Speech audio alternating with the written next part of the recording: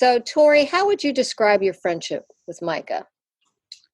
Definitely, Mike is the kind of person that he like I've described before. He's a big connector in a lot of different ways. I would say what started as Micah definitely started as someone in my life that I look to for kind of guidance in.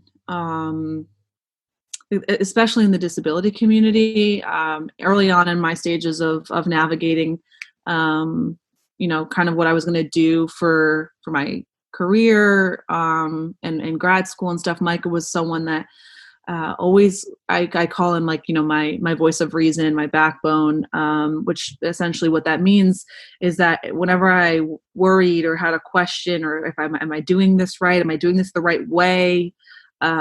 Micah was a lot of my answer to that question. And then that kind of stemmed into what started as kind of more of like a colleague relationship, then turned into obviously one of my, walking away from college was, one of my greatest friends from undergrad. And we talk daily, and he's continues to be that, like, a lot of advice, as any friendship is, a lot of, he's a great listener.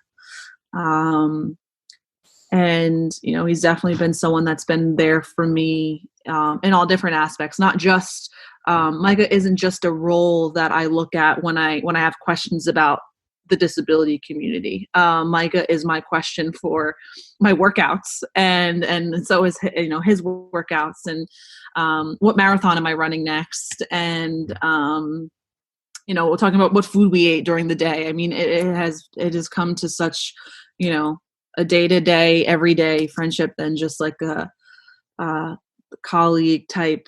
I don't know if I'm explaining this right, but you are. And I really love when you said that when you were uncertain and you were beginning on the journey that you're on now, to really be a strong ally for the disability community, that Micah was a source that you went to. Mm-hmm. Because so often, there's a saying, and I know Micah loves the saying, nothing about us without us, right? Oh, and so obviously we have to consult self-advocates, and I'm so glad that you just go straight to the source. So that's it. And we know Micah is direct. We're going to be getting to that shortly. He will tell you that. So Micah, let's hear about you, how you would describe your friendship with Tori. It's friendly, it's outgoing, it's everything about me and Tori we are great friends for life, and it's just a great friendship. I couldn't ask for a better friend, and yeah. And you're very, very good about showing your gratitude all the time. Yeah. You show gratitude for everything in life. And I asked Amanda and Tori if I'm ever sending too many text messages, and they say, they like say, we will tell you if I'm ever sending sending too many messages. Tori, does he send too many messages? No, not at all. Not at all. And if he did, I would tell him. So I think we have that kind of, comfortability with each other. But no, he doesn't. I mean, best friends talk every day, and they worry about things with each other. And Micah definitely is the one to check in with us all the time, like, especially with everything going on this week, as you've discussed, Greta. We have a group chat, me, Micah, and Amanda. And it's, when we get up in the morning, how we all feeling, what's going on, touch base if you need us type thing. And that's what we do every day. That's great. And I'm sure that his text messages probably make you happy many times when you might not be feeling happy. So definitely. I mean, self-care right now and support from each other is absolutely necessary. So, and it's needed, and that's what Micah gives us a lot of. So that's good. So let's talk about what you guys like to do when you're together. Now, let's think about the times before we are self-isolating and showing social distance and all of these things. The time before this, what did you like to do together? And let's give some examples. We like to run. We like to take walks. We like to give hugs to each other. We like to go out to lunch or dinner. We like to go to movies. We like to do a lot of stuff like any other friend does. And when you guys run, do you talk while you run? Yeah. You do? Okay. Yeah. Sometimes that's hard, but, we work with it. We do. And you've had some really, correct me if I'm wrong, but you've had some really serious talks on those benches, haven't you? Oh my goodness, yeah. Yeah. I think we literally were just talking about that last night when we met, because to this day, I spoke about this conversation in a lot of different settings. But what year? It was 2018. And jump in, Micah. Yeah. And Syracuse, kind of the university itself, was in a little bit of some turmoil because there was a fraternity on campus that really a video leaked during some kind of like hazing process, and a video leaked. It's just really hard to talk about. That it was like a video, like how it's a video like they like put down like people with disabilities, and they like said some like things that they shouldn't have said, and they like and I think and I don't think they like got in trouble. Maybe they got in trouble and they got in trouble. Then they sued the university because they wanted to get money. I don't know, but it was bad. The comments were just really heinous to all different communities.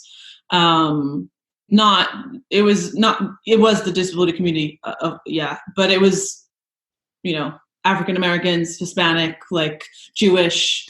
It was horrifying, like absolutely horrifying. And the video leaked. It was on like news channels. Like it wasn't just like a Syracuse University. No, it was people. I had like family from home calling me about it. And it was something that really rocked our community, especially at Inclusive U and our staff. And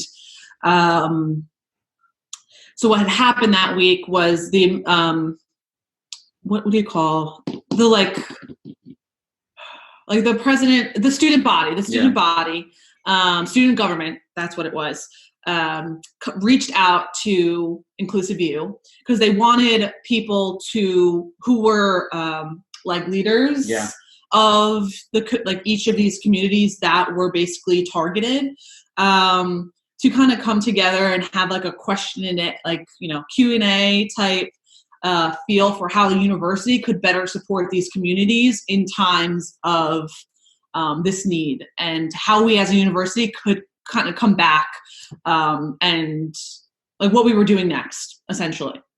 And I had gotten a phone call about being one of the people to sit up there and answer these questions. And at first I was just horrified. Like I was like, absolutely. At first I didn't want to.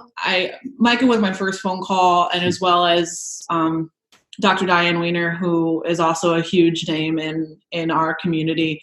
And I had conversations with both of them, but my conversation with Micah, I came down with him. We were sitting on a bench near Marshall Street, and I was like, I don't know what to do. I don't think that I should be up there. I don't want to be. I feel like the work that we've done here, it makes me feel like it's gone out the window. Like all we do every day is preach and inclusion, and just how can this be happening? And I was horrified, and I really just didn't feel like I was, I don't know, qualified to be up there. And this is like not a common theme conversation that I think we have, but that me being in this community and being an ally has been something that is it is my life. It's a huge, huge part of my life. However, I will never be someone with an intellectual disability. And I think for me, that was what, like, I didn't want to be up there. I wanted us to be up there together. And I know that it's hard because, like, the university knows that I work with Inclusive VO, and yeah, we're gonna call her because that makes sense. But in my eyes, I didn't know. I just was kind of a mess. And I sat down with Micah, and do you want to talk about what you kind of told me to do? I'm not sure.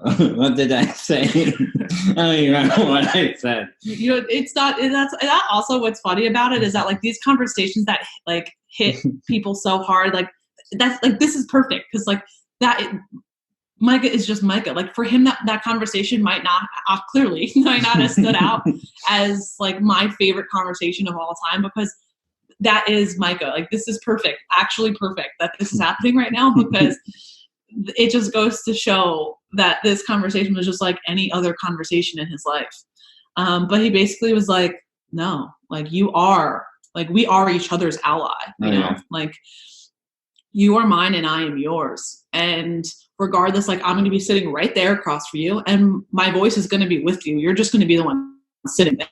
Okay. And then I said, I think because I'll, like, be there and she'll have, like, many support people there and people that will support her. And I told her, yeah, you'll do a good job. And right. Because there was times, like, throughout it was like a 2-hour thing. It was long. I, like, was sweating and but there was, you know, whenever I needed some kind of, like, reset of like calm, or it's just like a voice that I knew, I just looked to my crew. And Micah was, you know, the person that I would look to just to be like, okay, like, I'm just sitting, like, these are the voices that we are all speaking together. Yes, it's my voice, but we are speaking together when we talk about what this experience has been like for that past week.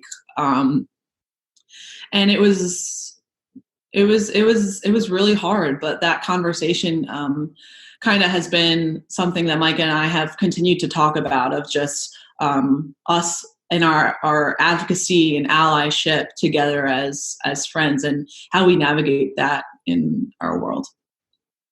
Micah, I think that's really important that you're recognizing allies and the fact that we all need allies.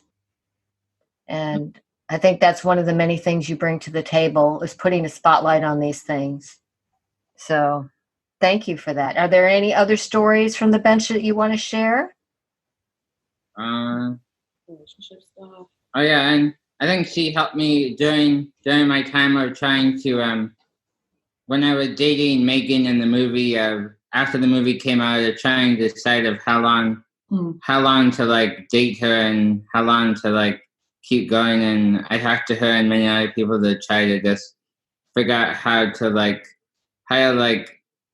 know that it was a good idea to, well, not a good idea, but a good thing to like go our separate ways, and just knew that if I would have kept dating, most things wouldn't have changed.